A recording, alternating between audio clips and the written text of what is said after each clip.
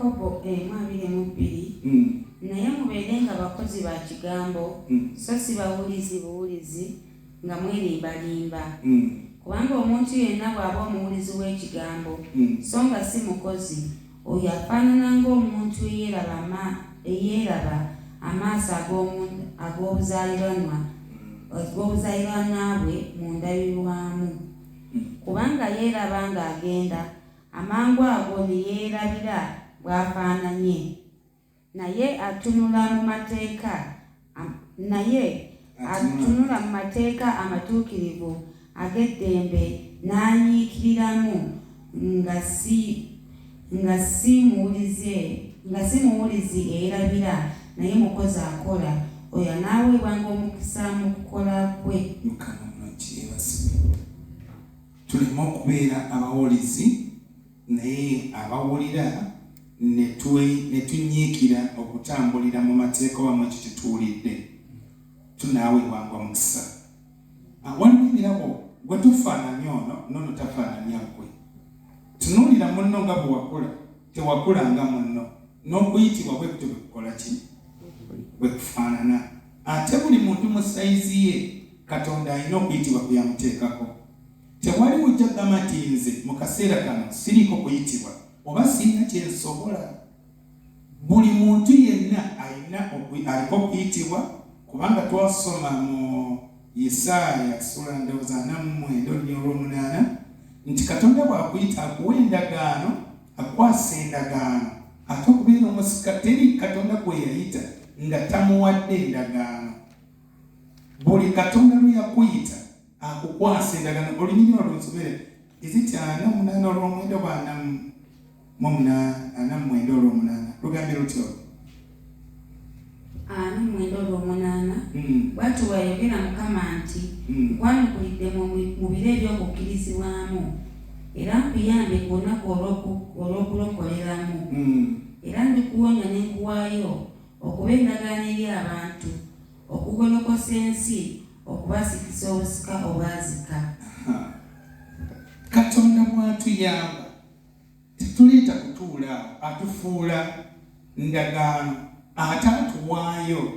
Kati buli muntu yenna oli muweereza mu nnyumba ya Mukama naye kyenjagala okwogerako kwe kuyitaba eri Katonda ng'omuntu atya. Katonda atuyita, wulira nti buli muntu yenna aliko endagaano y'okuweereza Katonda. Si nsonga tewasoma, si nsonga tomanyi kwogera, si nsonga oli mumpi, si nsonga oli muwanvu. Mu kigera kyo Katonda mwagenda okukozeseza naye akwetaaga oyitabe ng'omuntu atya omu. Ngambye ebirabo tebifaanagana. Katonda atuwa ebirabo eby'enjawulo. Bakolinso ndowooza ekisooka 12 kiyinza okunsomerayo olwokuna n'olwomukaaga mpaka olwomukaaga.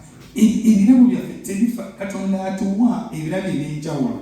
Eriyo gwe yawa okwagala, eriyo gwe yawa okugaba, eriyo gwe yawa okubuulira, eriyo gwe yawa okusomesa, okufunula, eriyo gwe yawa buli muntu, eriyo gwe yawa nga gwe togenda kukolera obuweereza bwo tebuli wano naye ng'ogenda kusigala oweereza Katonda ng'ogenda kukola oweereze Mukama nga buli sente gy'okola owaayo n'oweereza Mukama.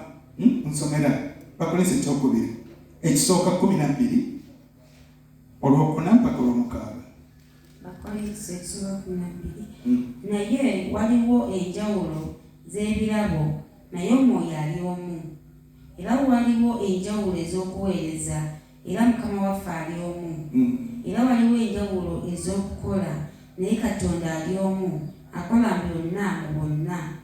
Naye buli muntu aweebwa okulagibwa kw'Omwoyo olw'okugasa kubanga omulala Omwoyo amuweesa ekigambo eky'amagezi n'omulala aweebwa ekigambo ekyokutegeeranga. Nebokoma Omwoyo atuwa ebirabo eby'enjawulo naye Omwoyo ali atya.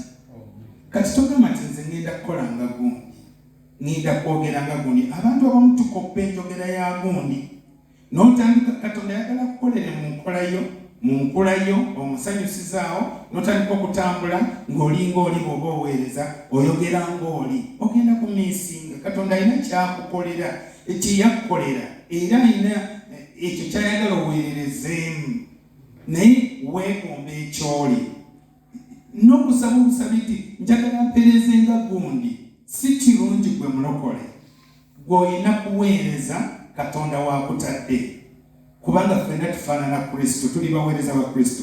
Bwe tuba tuneegomba kale twegombe Kristo nga tonneegomba nti njagala mpeereze ngaani nga gundi njagala mpeereze nga Ddamulira njagala mpeereze nga Simon kubanga oyinza okwegomba okuweereza nga Simon nga Katonda atayagala oweereze mu ngeri endala esinga eya Simon naye gwe n'otandika okukoppa oli